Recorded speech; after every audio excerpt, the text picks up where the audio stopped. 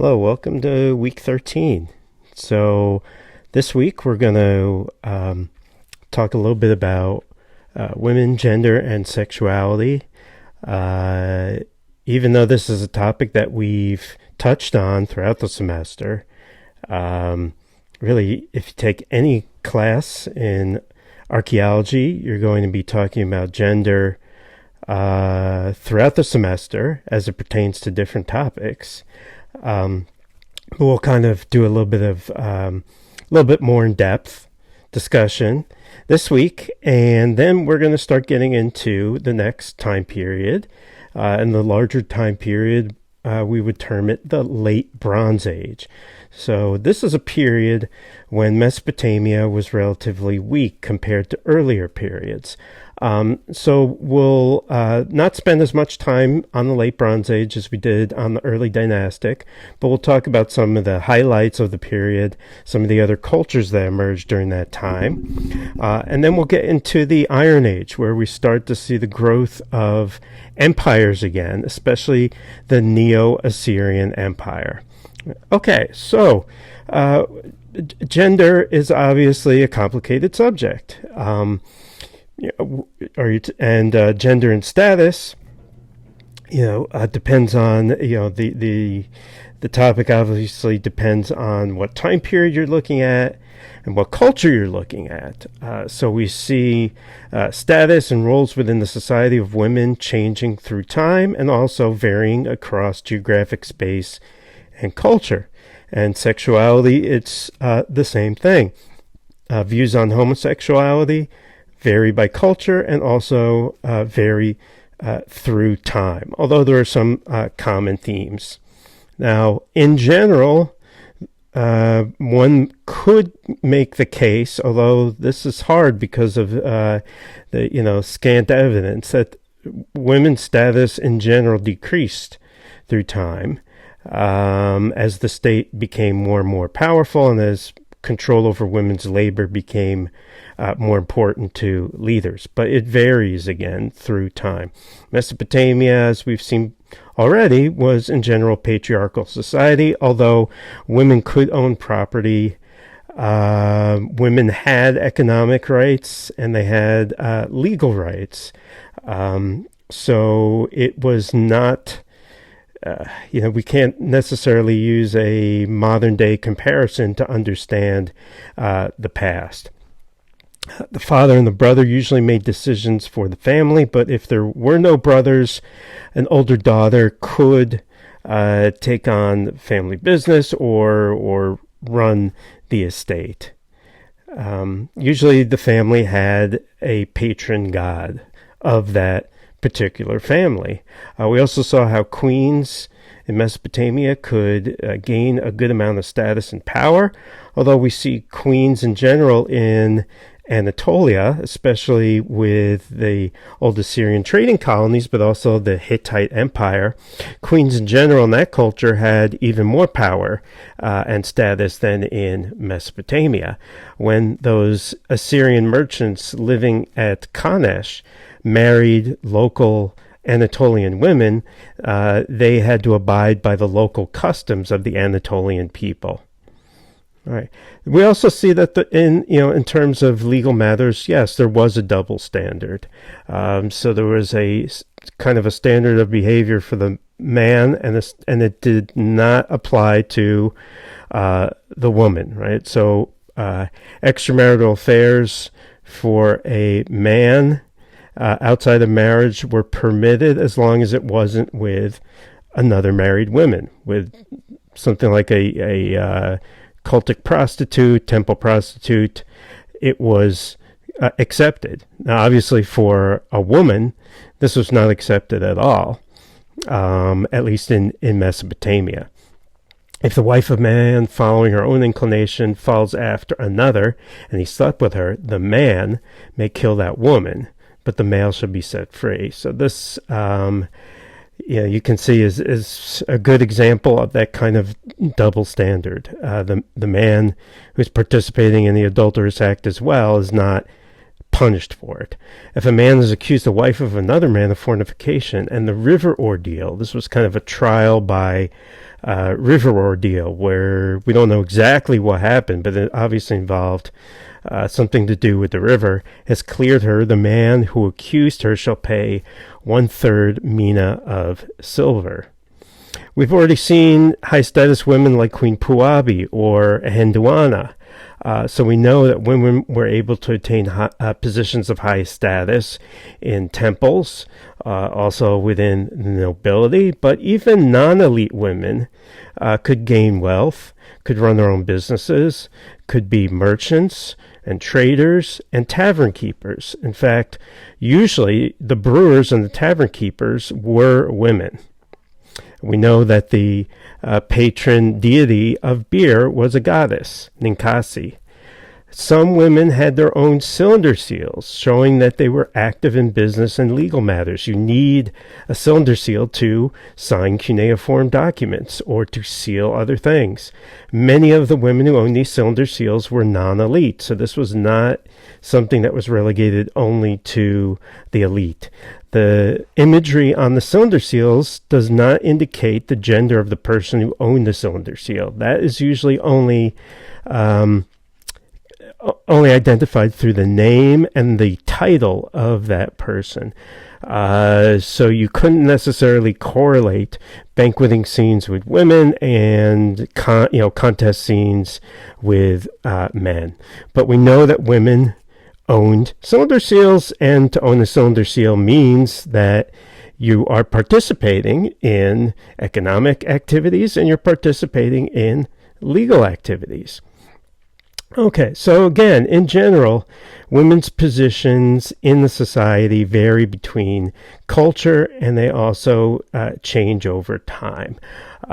So, you might say that a high-status woman would have more rights than a low-status man, and would probably enjoy more privileges and more freedoms. So you really have to, when you're talking about status, you also have to add class into the mix as well. With sexuality, we've seen, temple, quote-unquote, prostitution. We've seen terracotta plaques depicting sex between couples as probably part of some magical protection. But we also know about homosexuality from textual records, right? So we know that homosexuality was accepted in general. It varies again by time period. In some time periods, it was more acceptable if it was an older and a younger man, right? Or the sort of, or the different sort of participants in the act of sex, right? We don't have any indication, though, of female homosexuality, although we're assuming that existed as well. Since a lot of the texts were written by men, that doesn't really enter the textual record. But also there was a close connection with all things and all acts in Mesopotamia and divination and the gods, right? So there's a whole series of, this comes from a text talking about, if a man copulates with his equal from the rear, that's a good sign. He becomes the leader among his peers and his brothers. If a man copulates with an asinu, a male cult prostitute, trouble will leave him. If a man copulates with a house-born slave, a hard destiny will befall him. And we know that in the Epic of Gilgamesh, it talks about the relationship of Enkidu and Gilgamesh as if they were lovers. A mighty comrade will come to you like a wife. You'll caress him. You'll love him, caress, and embrace him. Right? So it doesn't look like there are any quote-unquote moral concerns about same-sex activities in the ancient Near East in general. Okay, well, let's get into the next period. Now, this is very, very complicated, but what this is showing you is that archaeologists working in different areas of the ancient Near East come up with their own chronology based on the events and the material culture in that area. So we talked about the Larsa period, and then the Old Babylonian period here in southern Mesopotamia. In northern Mesopotamia, they might talk about the Old Assyrian kingdom before it was taken over by Babylon and then also by the Hittites. In Syria, they talk about the kingdom of Mari and then the kingdom of Yamhad, etc. Now, we can put all of these time periods roughly into the Middle Bronze Age. Now, with the end of Hammurabi, the end of Mari, that's really the end of the Middle Bronze Age, and we get into the next period, the Late Bronze Age. Now, within the Late Bronze Age, again, there's different events, different chronology, depending on where you work. This makes it challenging for archaeologists, because archaeologists have to try and correlate the different time periods from different areas and see, let's say, for example, the Kassite period in lower Mesopotamia corresponds to what? So this involves radiocarbon dating to kind of use as a standard so that you can actually compare between these different time periods. But let's look at the Late Bronze Age and some of the things that were going on in the Late Bronze Age before we get into the Iron Age, where we can see in Upper Mesopotamia we have the formation of a new empire. Okay, during the Late Bronze Age, people that are not native to southern Mesopotamia come in and rule over southern Mesopotamia, known as the Kassites. This, in general, is called, not surprisingly, the Kassite period. During this period, southern Mesopotamia is relatively weak. Likewise, northern Mesopotamia, the area of Assyria, where the old Assyrian merchants were from, was also relatively weak, and they were dominated by new empires, the empire of the Mitanni and the empire then of the Hittites. Right? So during this time period, we saw, for example, during the early dynastic, that was the old kingdom in Egypt. And so really, in terms of very large states, you had Mesopotamia and you had Egypt. Then in the Middle Bronze Age, we started to see more and more kingdoms appearing outside of Mesopotamia and Egypt. And so by the Late Bronze Age, Mesopotamia is relatively weak, but these other kingdoms start becoming stronger and stronger, especially Egypt and the Hittites. Right? The Mitanni were a short-lived empire that controlled this swath of northern Mesopotamia. They became a rival of the Hittites and the Egyptians. Eventually, the Hittites defeated them. And it was during this time period that the Assyrians started to become a little bit more dominant, although they can't really exert their influence over other areas until the Iron Age. But during the Late Bronze Age, they become independent of foreign rule. Okay, this is also the period of the New Kingdom of Egypt. This is when many of the most well-known pharaohs rule. Pharaohs like Thutmose III, Hatshepsut, Akhenaten, who you might know is sort of called the heretic pharaoh or the heretic king because he worshipped the sun god Aten rather than the main god of Egypt, Amun.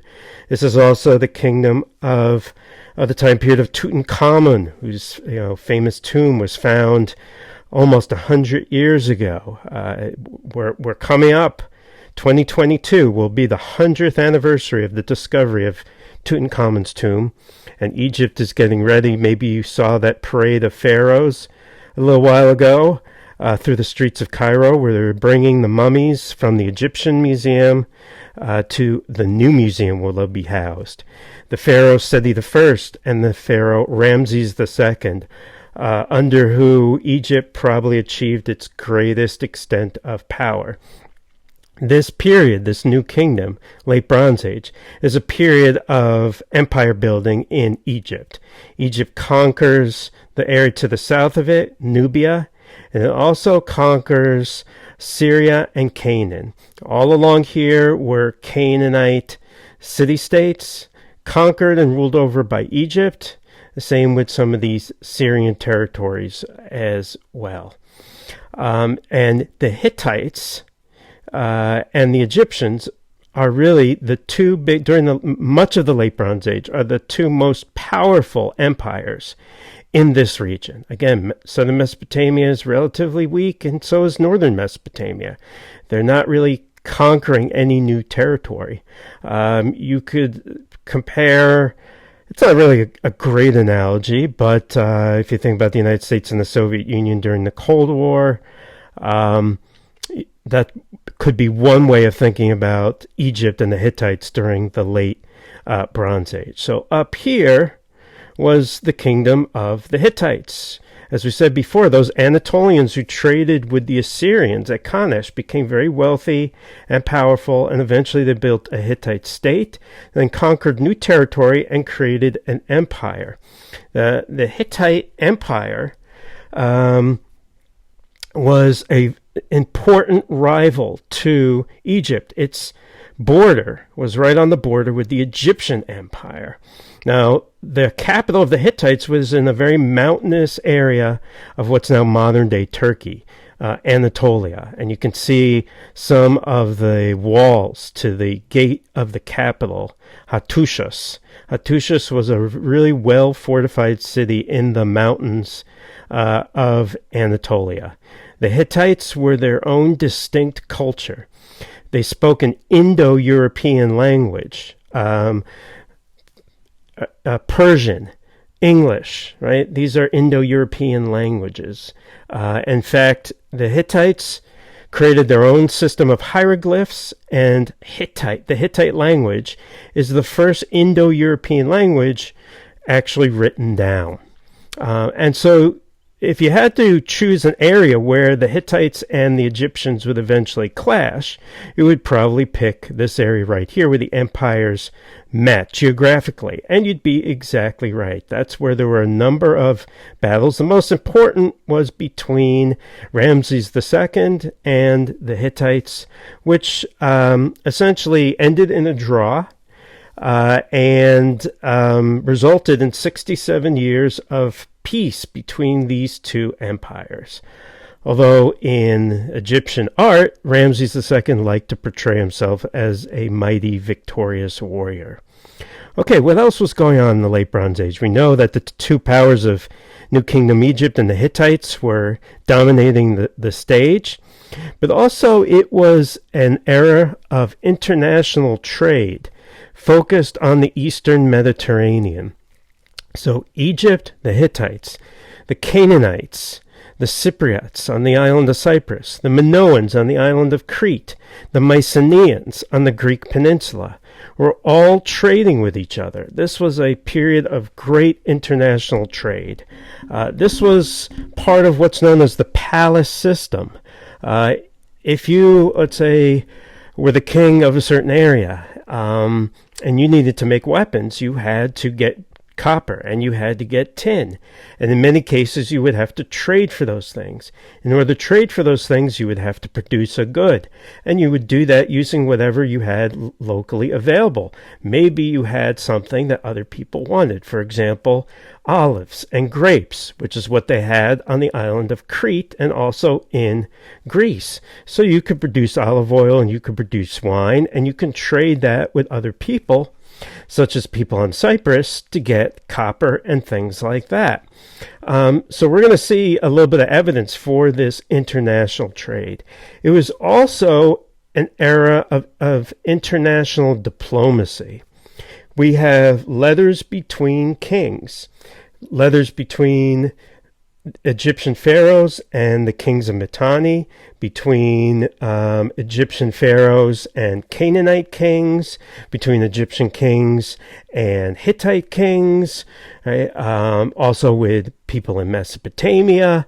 Right? And they used, one of the interesting things is they used Akkadian as the language of international diplomacy, like English is used today between people as a language of diplomacy. So, how are the Egyptians going to communicate with Canaanite kings or kings of Mitanni? cuneiform tablets written in Acadia. And so one cache of text comes from the capital of Akhenaten, called Tel Alamarna. And the cuneiform tablets that were preserved there are usually referred to as the Amarna leathers. These are leathers between Akhenaten and the kings of Mitanni, and also between Canaanite kings. Many times Canaanite kings are complaining about social upheaval or different groups of people. It's hard to know whether these are social classes or ethnic groups stirring up trouble within their territory and asking Akhenaten for aid. And it seems that Akhenaten was not really focused on strengthening the empire of Egypt. A lot of those calls went unheeded. Right, so it was a real international age. Some people like to think of it almost as a very early period of globalization. Much as we see globalization today in the Eastern Mediterranean, this was also a period of globalization with the economies of different societies interconnected and linked with each other. This is an Egyptian wall painting depicting Canaanite merchants, and you can see the way Canaanites looked, dressed, and also some of the goods that they're bringing as tribute to the pharaoh. So let's briefly look at some of the players in the Eastern Mediterranean. Right? So we have the Egyptians, we have the Hittites over here, but we also have people in Western Anatolia who living at cities like Troy. And the Minoans lived on the island of Crete. Here you can see the Eastern Mediterranean, right? So Egypt, the Hittites, the Canaanites over here, Western Anatolia. We have Cyprus, we have Crete, we have Greece. The Minoans lived on the island of Crete, and they were a relatively peaceful culture that was focused on maritime trade, producing olive oil and wine, and trading those goods with other civilizations. Now, to the north of them emerged the Mycenaeans, who eventually dominated the Minoans and took over Crete. The Mycenaeans are the Greeks that we read about from the Iliad and the Odyssey. Agamemnon, Menelaus, Odysseus. These are all Mycenaean kings. So these are early Greeks. They spoke Greek. This was before the alphabet, so they actually wrote in their own system of hieroglyphs, but they were composed of many different city-states who were fairly warlike, but also focused on trade. Okay, so here we could kind of see some of the different goods that were moving around the Eastern Mediterranean. So, for example, tin coming from Anatolia would be traded. Copper from Cyprus. Ivory coming from Egypt, right, from hippopotami or from elephants, right? Glass from Syria, resin from Syria. All of these different goods were traded with each other, and so a king in a city-state in Canaan, like Byblos or Sidon or Tyre, would have to be tapped into this extensive trading network if they were going to make tools or weapons, or if they were going to have any prestige goods to sort of base a good amount of their power.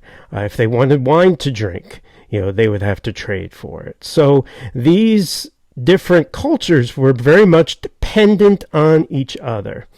And as we said before, the most efficient way to transport goods is by ship. So it looks like the Minoans and also the Mycenaeans would crew multi-ethnic vessels that would trade different goods to different areas. And it seems like they would kind of move around the Mediterranean from one trading spot to another. So they might pick up a bunch of goods in Egypt, bring it to Canaan, trade it there for something else, then hop their way up to Cyprus, then over to Western Anatolia, again trading and picking up goods along the way until they made it back to Mycenae. Now, how do we know about some of this trade? Well, actually, an ancient ship from the 1300s BC, around 1330 BC, when it was involved in this trading system, sank right off the coast of what's now modern-day Turkey. And this ship was found in about the 70s, I believe, and excavated, and it's been studied for a long period of time, and it turns out to be the oldest shipwreck ever discovered. It's called, after the area of Turkey was found, Uluburun. Right? It's an ancient trading vessel from the eastern Mediterranean that archaeologists believe, based on the artifacts, had a multi-ethnic crew. They found personal items of Canaanites, Mycenaeans, etc. So they believe that it was like a merchant ship, kind of like the ones we see today, with a multi-ethnic crew.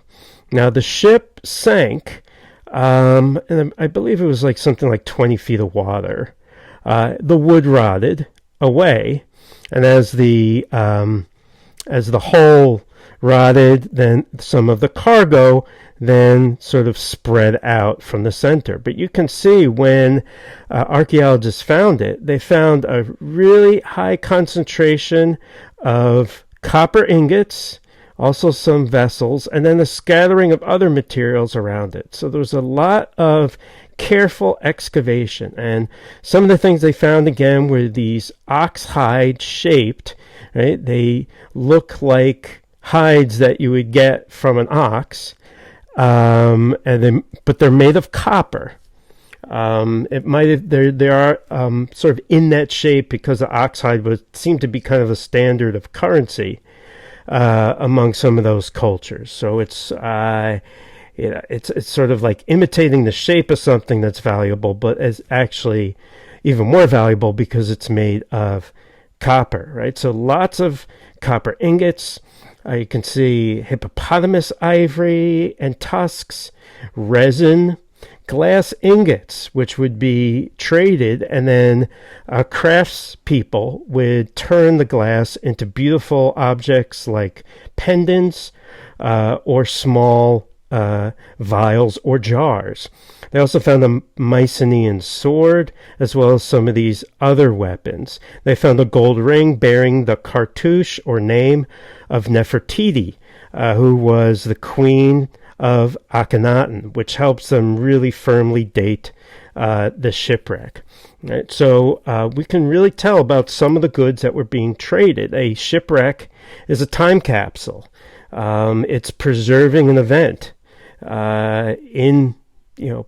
perfectly sealed, at the bottom of the ocean. So again, it's believed that the ship was on its way around the Mediterranean when it sank. So this was a wonderful period of international trade, international diplomacy. It was a strong period for the Hittites and for the Egyptians, as well as for the Canaanites and others. And then it all comes crashing down. The late Bronze Age collapse was not a collapse of one civilization. All of these civilizations faced a major downturn in their history at around the same time. This was a region-wide collapse. And so it was very, very dramatic, which is why archaeologists are very interested in trying to understand why this collapse took place.